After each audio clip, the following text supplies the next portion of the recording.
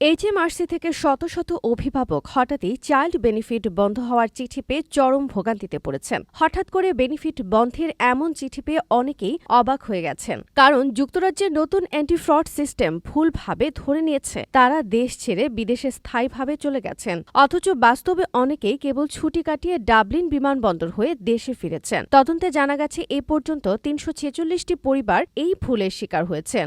Online সংবাদ মাধ্যম the detail এবং দ্য গার্ডিয়ান এর যৌথ অনুসন্ধানে উঠে এসেছে, যুক্তরাজ্য সরকার সম্প্রতি একটি নতুন নজরদারি পদ্ধতি চালু করেছে যা নাগরিকদের বিদেশ যাওয়া ও ফেরার তথ্য ট্র্যাক করে। যদি কেউ দেশ ত্যাগ করে ৮ সপ্তাহের মধ্যে ফেরার কোনো রেকর্ড না থাকে, তবে এইচএমআরসি স্বয়ংক্রিয়ভাবে ভাতা স্থগিত করে দেয়। সমস্যার মূল কারণ হল উত্তর আয়ারল্যান্ডের অনেক মানুষ সাধারণত বেলফাস্ট থেকে বিদেশে যান, কিন্তু ফিরে আসেন ডাবলিন হয়ে, কারণ এতে ভ্রমণ খরচ কম ও ফ্লাইটের সংখ্যা বেশি। কিন্তু এইচএমআরসি এর সিস্টেমে দেখা যায় তারা যুক্তরাজ্য থেকে গেছেন কিন্তু ফেরেননি, কারণ আইরিশ সীমান্তে কোনো পাসপোর্ট চেক নেই। ফলে ওইসব যাত্রীদের তথ্য ডেটাবেজে দেশ ত্যাগ করেছে কিন্তু ফেরেনি হিসেবে রেকর্ড হয় এবং তাদের শিশু ভাতা বন্ধ হয়ে যায়। বেলফাস্টের এনএইচএস নার্স মার্ক টোয়াল ও তার স্ত্রী লুইস এমনই এক পরিবারের সদস্য। তারা ২০২২ সালে ২ সন্তান নিয়ে ইংল্যান্ডে ঘুরতে গিয়েছিলেন এবং ফিরেছিলেন ডাবলিন হয়ে। কিন্তু ৩ বছর পর এইচএমআরসি থেকে